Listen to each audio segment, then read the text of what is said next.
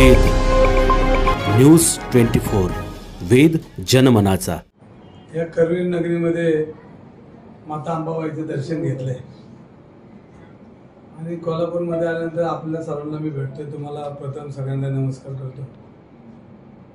आणि पुणे शहर आता मुंबईच्या खालोखाल पुणे शहराची व्याप्ती मोठी होते आणि पुणे शहर विद्येचं माहेरघर आहे आणि या विद्येच्या माहेरघरामध्ये अनेक मुलं मुली शिक्षणासाठी पुण्यात येत आहेत, अनेक तरुण व्यवसायासाठी येत आहेत आणि मग ह्या सगळ्या पुणे महाराष्ट्रातील आणि महाराष्ट्राच्या बाहेर सर्व विद्यार्थी आणि नोकर वर्ग पुण्यामध्ये राहतोय आज। मग कोल्हापूर असेल, सातारा असेल, कोल्हापूर, सोलापूर, बीड सगळ्यात परिसरातली मुलं शिकायला येतात, नोकरीसाठी येतात। पण पुन्हा आपल्याला माहिती की छत्रपती शिवाजी महाराजांच्या पदस्पर्शाने पावन झालेल्या पुण्यनगरीत आणि छत्रपती आणि जिजामाता यांनी सोन्याचं नांगर तिकडं चालून पुण्याची सुरुवात केली आणि त्याला वैभवशाली इतिहास आणि या इतिहासामध्ये देशाच्या अनेक देशाला दिशादर्शक असे मान्यवर पुण्यामध्ये जन्म घेतलाय, वावर झालेला आहे आणि याच्यामध्ये पुण्याच्या इतिहासाला काळिंबा फासण्याच्या घटना काही काळामध्ये होत आहेत। गेल्या 5-6 वर्षामध्ये पुणे शहरामध्ये जे पब संस्कृती पुण्यामध्ये आली आणि उडता पंजाब सारखं पुण्यामध्ये उडतं पुणे किंवा उडतं महाराष्ट्र अशा पद्धतीचं लोकांमध्ये आणि सर्वांमध्ये ही अंमली पदार्थाची सुळसुळाट निर्माण झाली। मी ज्यावेळेला लोकप्रतिनिधी म्हणून निवडून आलो त्या दिवसापासून सातत्यानं विधानसभा असेल, विधान भवन असेल, नागपूर असेल, या सगळ्या अधिवेशनामध्ये मी माझी बाजू मांडण्याचा प्रयत्न केला। पण एवढं बोलून सुद्धा कुणी ह्याच्याकडे दाद देत नव्हतं आणि कुणी त्याच्याकडे लक्ष देत नव्हतं। मग मी डॉक्टर बाबासाहेब आंबेडकरांनी आपल्याला संविधान दिले आणि संविधानानुसार मग लोकशाही पद्धतीने मी रस्त्यावर आलो, समाजाला रस्त्यावर घेतलं, पुणेकरांना रस्त्यावर घेतलं आणि आमची एकच मागणी होती की ही सगळी पब संस्कृती या पुणे शहरामध्ये भेटली पाहिजे आणि माझ्या पुण्यातील सर्व लोक चांगले राहिले पाहिजे, मुलं चांगली राहिले पाहिजे। कारण ही आता मुलं आमची उमलती फुलं आहेत, तर ती कोंबजायचं काम ही पब संस्कृती अंमली पदार्थ करतात। मग आता पुणे शहर नुसतं एका पुणे शहरापुरतं ना ते देशाला देशाचं पुणे झाले। ह्याच्यामध्ये पुण्यामध्ये देश दिसतो म्हणजे सगळीकडची मुलं त्या ठिकाणी येतात। मला अनेक शहरातून फोन येतात की आमची मुलं पुण्यामध्ये शिकतायत आणि पुण्यामध्ये शिकत असताना आमच्याकडे भीतीचं वातावरण निर्माण झालंय। पण तुम्ही रस्त्यावर आल्यानंतर आम्हाला असं वाटतंय की कोणतरी आपल्या मुलांची बाजू घेते। म्हणजे हे काम करताना लोकांच्या लक्षात येतं की आता लोकांनी रस्त्यावर आलं पाहिजे। जो अपघात झाला आणि त्या अपघातामध्ये 2 मुलं मृत्युमुखी पडली, ते अभियंता होती आणि ते मध्य प्रदेशची होती आणि दोन्ही मुलं नोकरी करत आणि त्यांच्या नोकरीला करत असताना त्यांच्या घराचा आधार ती 2 मुलं आणि ती मुलं ज्या पद्धतीने अपघात झाला आणि ती मुलं ससूनच्या आवारामध्ये त्यांचा मृत्यू असताना ह्या आमच्या सिस्टीमने पैसे घालून पोलिसांनी त्याच्यामध्ये 2-2 एफआयआर लिहिल्या गेल्या आणि 2-2 एफआयआर लिहिल्यानंतर त्याच्यामध्ये एका एफआयआरमध्ये त्यांना सोडून देण्यात आलं आणि त्यानंतर पुण्यामध्ये सर्व पुणेकर रस्त्यावर आल्यानंतर आपल्या राज्याचे गृहमंत्री फडणवीस साहेब आले, पोलिसांची सावरासावर केली आणि निघून गेले। पण अशा वेळेला पुणे शहरामध्ये लोक गप बसत नव्हती। हे लक्षात आल्यानंतर पुणे पोलिसांनी पाऊल उचललं आणि पहिल्यांदा 2 पोलीस निलंबित केले आणि निलंबित करून हा तपास दुसऱ्या अधिकाऱ्याकडे दिला आणि दुसऱ्या अधिकाऱ्याकडे गेल्यानंतर ससूनमधला कारभार हा चव्हाट्यावर आला। कारण आम्ही पहिल्या दिवसापासून म्हणत होतो की ह्याच्यामध्ये गोलबांगळ झाले, ह्याच्यामध्ये चुकीची लोक हे तपास करतात आणि म्हणून ती सुई अजय तावरे जे डॉक्टर आहेत त्यांच्याकडे ही सुई वळली आणि त्याच्यानंतर तपासामध्ये त्यांच्यावर इतके गंभीर त्यांनी त्या ठिकाणी कार्यभाग केला, म्हणजे रक्त फेकून देण्यापर्यंत आणि आरोपीचं रक्त न घेता दुसऱ्याचं रक्त घेतात, इतक्या प्रचंड प्रमाणे गंभीर स्वरूपाचा तो गुन्हा त्यांनी केला आणि पोलिसांनी त्यांना अटक केली। जे तपास अधिकारी होते त्यांच्याबद्दल थोडा मला अभिमान वाटतो की त्यांनी तपासाची दिशा योग्य ठिकाणी नेलेली, पण तो अजूनही पोलीस प्रशासनावर सरकारचा प्रेशर येऊ शकतं आणि या तपासाला दिशा परत थांबून वेगळ्या दिशेने जाऊ शकतं। जो बिल्डर आहे हा बिल्डर पुणे शहरामध्ये नामवंत बिल्डर म्हणून खेळतो, पण त्याचे काळे धंदे आता अनेक लोक त्याच्याबद्दल तक्रारी करायला लागले। ज्या पद्धतीने ह्याच्या मुलाने शाळेत त्या मुलांना सुद्धा त्रास दिला, आमचे तनपुरे परिवार आहे त्या भगिनीने सांगितलं की मी त्या वडिलांना जाऊन सांगितलं होतं की हा मुलगा असा वागतो, मुलांना त्रास देतो, व्यसनाधीश होण्यासाठी त्यांना प्रवृत्त करतो.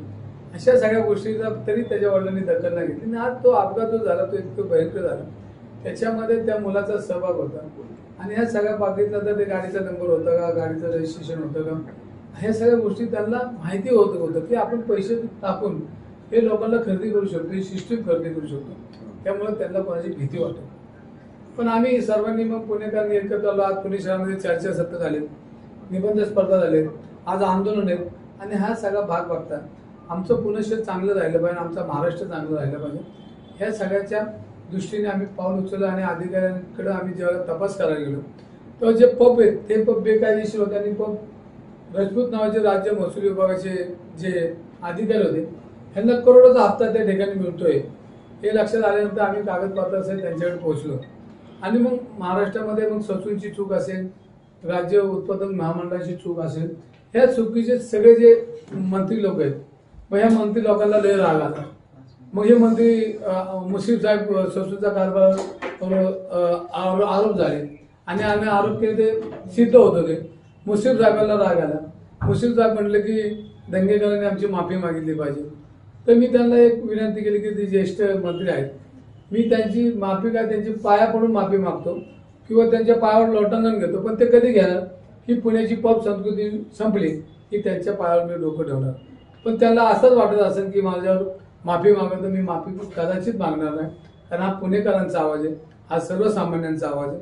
त्यानंतर आपल्या राज्यावर महाराष्ट्राचे मंत्री शंभूराजे देसाई हे म्हणले की मी त्यांना नोटीस पाठवतोय आणि हक्कभंगाची त्यांना नोटीस देऊन त्याच्यावर कारवाई करतो.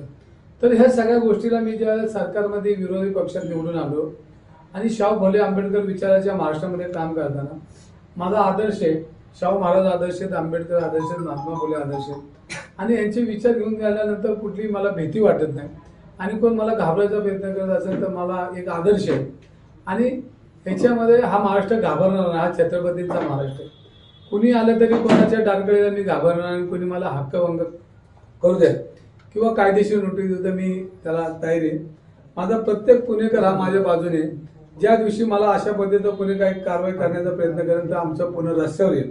कारण हा पुणेकरांचा आवाज आहे. मी पुणेकरांचा गेली 30 वर्षामध्ये माझी सामाजिक जीवनामध्ये सर्वसामान्यांबरोबर नाळ जोडलेली आणि हे सगळं करत असताना या सगळ्या गोष्टीला आज गृहमंत्री असतील, भारतीय जनता पार्टीची सर्व पदाधिकारी असतील, माझ्या वैयक्तिक जीवनात मी मला त्रास द्यायचा प्रयत्न करत पण मी घाबरणार नाही. शेवटी त्या एक शेतकरी कुटुंबातला आहे आणि मला कुठल्याही परिस्थितीमध्ये तोंड द्यायला माहिती आहे.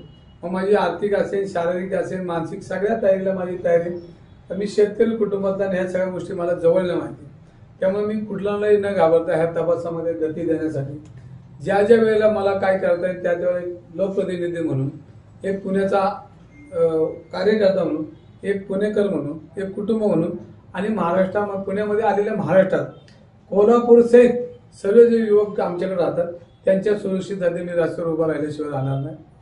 हसन मुश्रीफांनी काल जे खुलासे केले ते तुम्हाला खुलासे पटलेत का? कारण तावरे हे रजेवरती होते, त्यानंतर ते आले, त्यांना अधीक्षक पदावरून एप्रिल महिन्यातच त्यांना पदावरून काढलं होतं. आणि शिवाय टिंगरेंनी जे पत्र दिलं होतं, मंत्र्यांना अशी पत्र दिली जातात, आम्ही काही खाली खोलात जाऊन ह्या सगळ्या गोष्टी बघत नाही. त्याला धरून एक किंवा मंत्र्यांचं शिफारस म्हणजे ब्रह्म वाक्य नव्हे अशा पद्धतीचं विधान सुद्धा मुश्रीफांचं राहिलं.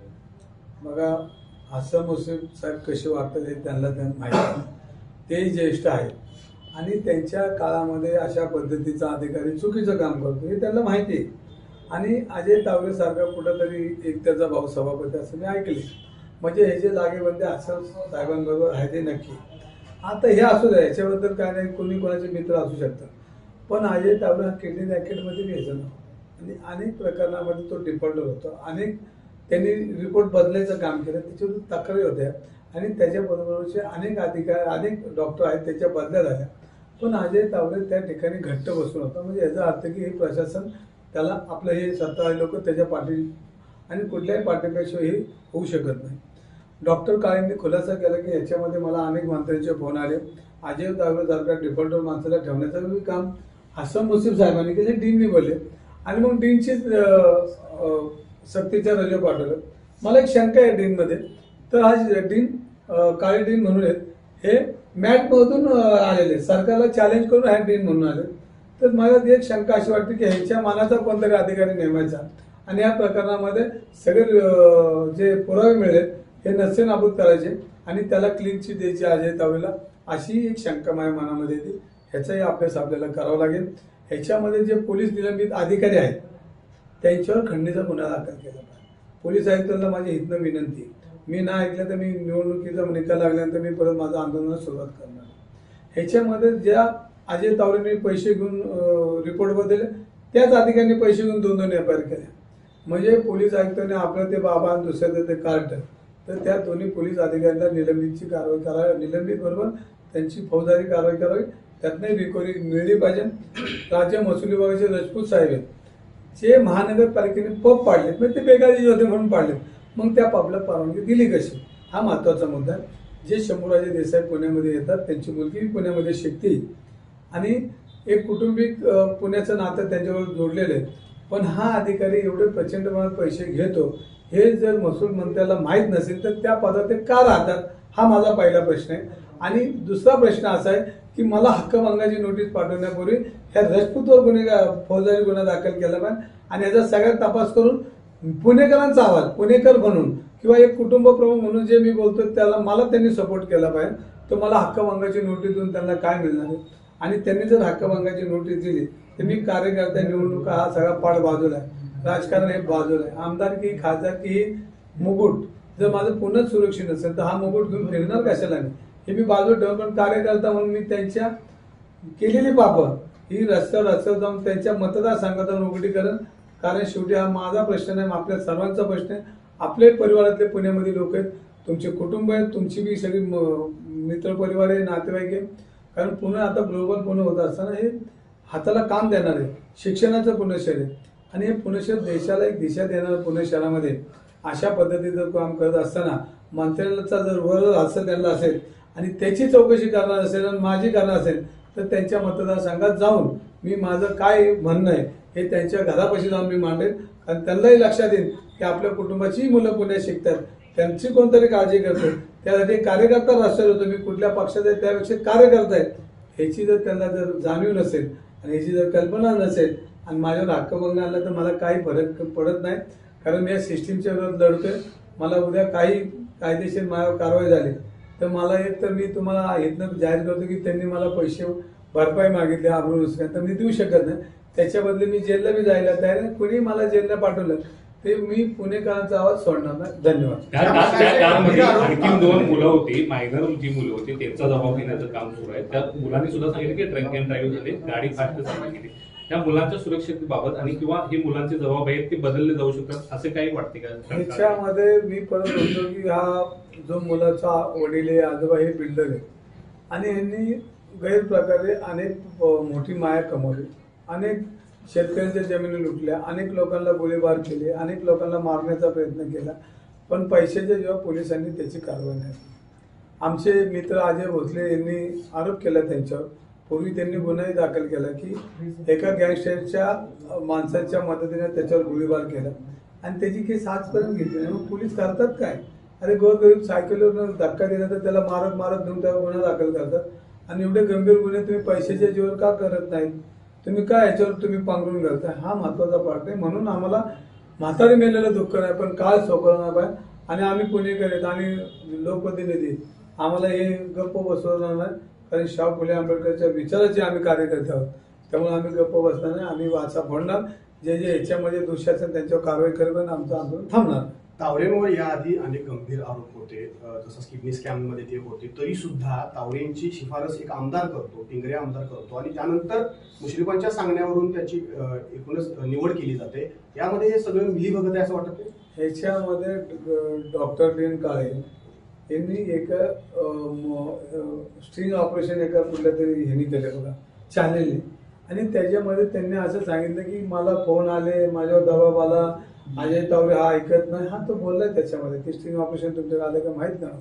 पण ह्याच्यामध्ये डीनने कबूल केलं की ह्याच्यामध्ये माझ्यावर प्रचंड दबाव आहे. अजय तावरे हा काय डीनचा ऐकणारा माणूस नाही, कारण मंत्री तो खिशात घेऊन फिरतो, तर त्या डीनचं काय ऐकणार आहे? ह्या सगळ्यामध्ये म्हणजे ज्यांचं सरकार आहे त्यांचे आश्रम बसवे, त्यांची ही चूक आहे. त्यांनी ज्या पद्धतीने कोणाच्या शिफारशीनुसार केलं असेल ही ती चूक आहे, पण त्यांना ह्याच्यापूर्वी मी हसन मुश्रीफांना मागच्या ललित पाटीलच्या प्रकरणात त्यांचा राजीनामा मागितला होता, तरी त्यांनी ह्याच्याकडे लक्ष दिलं नाही आणि मग हे काम चालूच होतं. मग आता या अजय तावणे एक रिपोर्ट बदलला असेल तर अनेक रिपोर्ट बदलले. लोकांना पूर्वी आम्ही म्हणायचो की असं काय होत नाही आणि सिस्टीम आहे, पण आज लक्षात आलं की आम्ही सिनेमा पूर्वी बघायचो, त्या सिस्टीम सिनेमामध्ये दाखवला तो सिनेमाचा खलनायक हा अजय तावरे आणि अशा पद्धतीने अनेक गुन्हे केले. एका गुन्ह्यात नाही तर हजारो गुन्हे यांनी केले. याची सखोल चौकशी झाली पाहिजे आणि मी तर एक कार्यकर्ता म्हणून याला चौकात फाशी दिली पाहिजे. एवढा गंभीर त्यांनी या प्रकारे याच्यामध्ये अनेक केलेत आणि पुणेकरांचं रक्त पिऊन ही लोक मोठी होत आहेत, हे पुणेकरांचं दुर्दैव आहे. हसन मुश्रीफांचा राजीनामा तुम्ही मागितला होता, मात्र हसन मुश्रीफ यांनी माफी माझी जी आहे ती मागावी, या प्रकरणाशी माझा काही संबंध नाही असं म्हटलेलं आहे. जरी सिद्ध नाही करू शकले तर आबरू नुकसानीचा दावा देखील ते करणार होते. दंगेकर आता कोल्हापुरात येऊन त्यांची माफी मागणार, काही देखील आता एकंदरीत सगळ्यांच्या नजरा होत्या. दंगेकर या सगळ्या प्रकरणावरती हसन मुश्रीफांना आता कोल्हापुरात येऊन काय सांग? बघा, मी माफी मागणारा कार्यकर्ता नाही. माझ्याकडे बघा तुम्ही सगळं, मी काय घाबरणार नाही.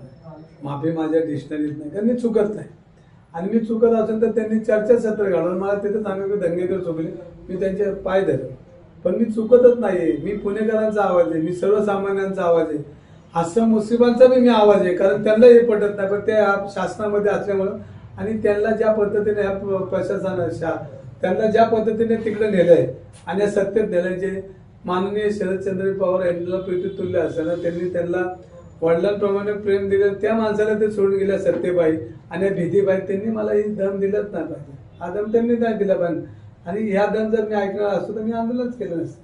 मी माफी बिफी काय मागणार नाही. माझं पुन्हा सुरक्षित जो पण होत नाही तो पण मी कोणाला बोलणार नाही, मी लढणार. चंद्रकांत मस्के यांची आता डीन मध्ये निवड झाली, कुठेतरी ससूनचा कार्यभार सुधारला असं वाटतंय का यांना? बघा, याच्यामध्ये ही सगळी सिस्टीमच खराब झाली.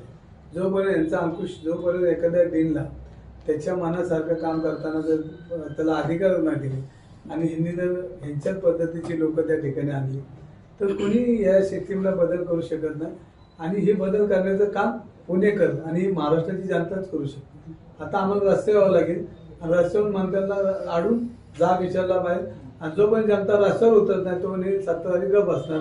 पावसाळ्या अधिवेशनात सभागृहात हा विषय कसा मांडणार? बघा, आता तुम्ही माहिती आहे मी 4 तारखेला लोकसभेचा उमेदवार आहे आणि मग 4 तारखेनंतर निकाल झाल्यानंतर मी विधानसभेत आहे का ना हा पहिला महत्वाचा आणि मी विधानसभेत नसेल तर मग माझ्या वतीने माझ्या काँग्रेस पक्षाचे सगळे आहेत ते लढतील, आमचे विरोधी पक्ष लढणार, विजय भाऊ लढतील, नाना पटोले लढतील, आमचं सगळं सैन्य लढणारच आहे आणि शेवटी आम्हाला लढावं लागेल आणि मी असेल तर सगळ्यात पुढे असेल. पण मला असं वाटतं की 4 तारखेनंतर मी त्यांच्यामध्ये नसेल असं वाटतं. या सगळ्या प्रकरणानंतर देखील पोलिसांचा धाक राहिलेला दिसत नाही अजून पुण्यामध्ये, कारण कालच राजगड कोंडवडे भागामध्ये एका 22 वर्षीय मुलीला जिवंत गाडण्याचा प्रयत्न झाला. काय नेमकं करतायत पोलीस मग पुण्याचे, इतका धाक जर हे करू शकत नसतील? बघा, याच्यामध्ये मी ते म्हणतोय की बिल्डर लोकांचा राज आहे. सर्वसामान्यांचे ताबे पोलीस लोक घ्यायला जातात महाराष्ट्रामध्ये. माझ्याकडून पोलिसांच्या 25 तक्रारी आणि पोलीस जर चुकीचं काम करतात ही वस्तुस्थिती खरी, पण सगळेच पोलीस चुकीचं काम करत नाही. त्याच्यामध्ये एक सिस्टीममध्ये 10-20% लोक आहेत की जेणेकरून हे सुपारा पोलीसच घेतात. पोलीस सुपाऱ्या घेऊन काम करतात, पोलीस ताबे घेऊन जातात. ती कालची मुलगी म्हणजे ती मला क्लिप आली खरी खोटी म्हणजे मला ते बघितलं नाही कारण मी दौऱ्यात होतो. पण जर अशी पद्धत असेल एखादी मुलगी बिचारी ह्या आज अहिल्या देवीची पुण्यतिथी आणि ह्या महाराष्ट्रात जिजाऊंचा महाराष्ट्र आणि एका मुलीची अशी प्रकारे ती ओरडती किंचळती माझं घर वाचवा माझी जमीन वाचवा आणि पोलीस त्या ठिकाणी बघायची भूमिका घेतात. हे महाराष्ट्राचं दुर्दैव आहे आणि या दुर्दैवामध्ये जर असं होत असेल तर पोलिसांनी काय काम केलं पाहिजे हे गृहमंत्र्यांनी ठरवलं पाहिजे. एक आमची मुलगी रडते म्हणजे ती म्हणते मला काढून टाका.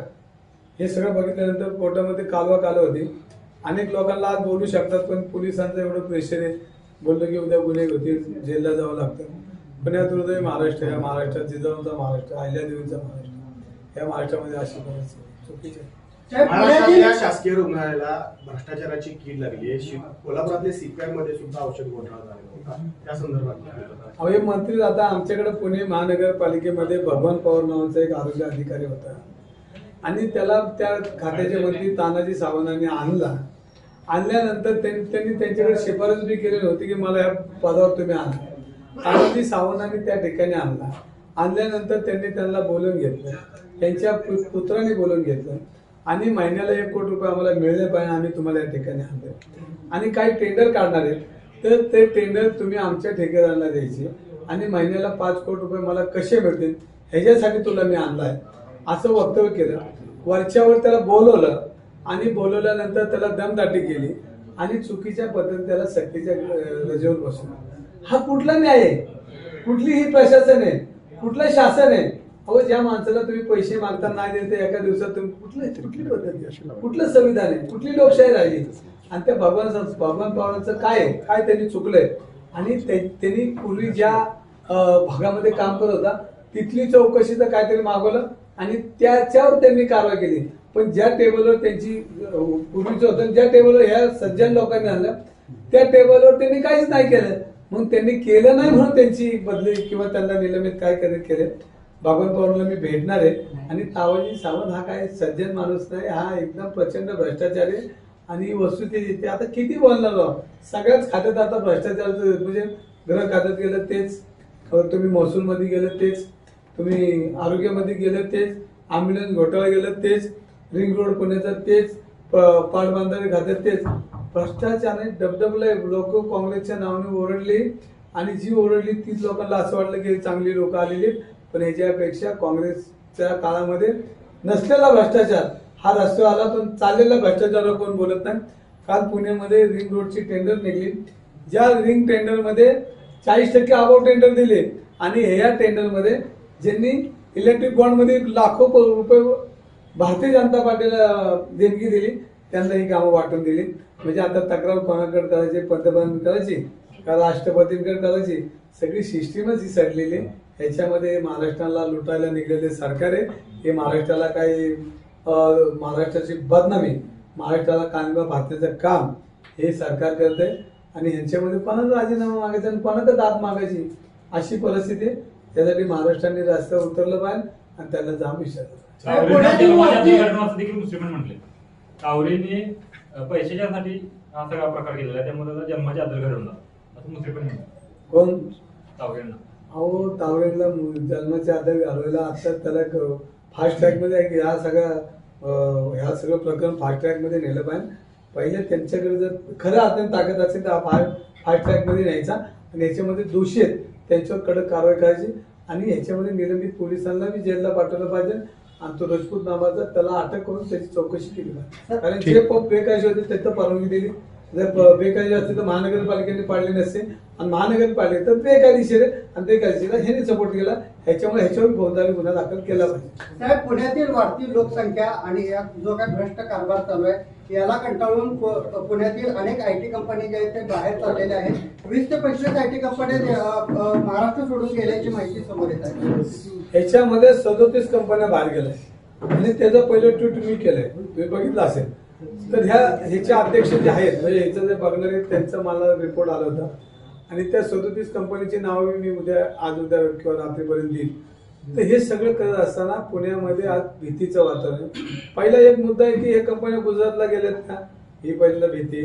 पुण्यात महाराष्ट्रातल्या कंपन्या गुजरातला जातात का, मग ह्याच्यासाठी सगळं चालू आहे का. ज्यांची महाराष्ट्रामध्ये देशामध्ये अध्यक्ष सत्ता आहे त्यांनी मग पुण्यासाठी काय केलं तर आमच्या पुण्याला काय दिलं तर ट्रॉफिक दिली, आमच्या पुण्याला काय दिलं तर पब दिला, आमच्या पुण्याला काय दिलं तर गुन्हेगार दिली, आमच्या पुण्याला काय दिले. आमचं पुणे वैभवशाली पुणे देशाच्या इतिहासामध्ये अग्र क्रमांक असणाऱ्या पुण्याची आजची परिस्थिती काही चांगली नाही. ह्याला सर्वस्वी जबाबदार केंद्रापासून राज्यापर्यंत महानगरपालिकेपर्यंत सगळी तिजोरी लुटायचंच काम करतायत. तुम्ही बघा आमच्या महानगरपालिकेत बी टेंडर प्रक्रिया बेकायदेशीर, रिंग रोडची बेकायदेशीर, पाटबंधाऱ्याची बेकायदेशीर, वाहतूक ह्याच्यामध्ये जी यंत्रणा रन करायची ती. आमची मेट्रो बी ही इतक्या स्लो मध्ये चालली की त्या मेट्रोची अजून जाळी निर्माण नाही झाली. चौकात मोदी त्याचं उद्घाटन करतायत. म्हणजे चाललंय काय. आणि हे चालत असताना ह्या ज्या कंपन्या ट्रॉफिक किंवा या सगळ्या गर्दीचा आणि रोज कोयता गँग आणि रोज लोकांना दहशत ही थांबवणारी पोलिसांची पावलं उचलली जात नाही. ह्याच्यामध्ये पहिल्यांदा बेकायदेशीर धंदे करणाऱ्या लोकांना खुर्च्या द्यायची जर पोलीस थांबले नाही तर ही परिस्थिती बदलणार. वेद न्यूज 24 या चॅनलला लाईक, सबस्क्राईब आणि शेअर करायला विसरू नका.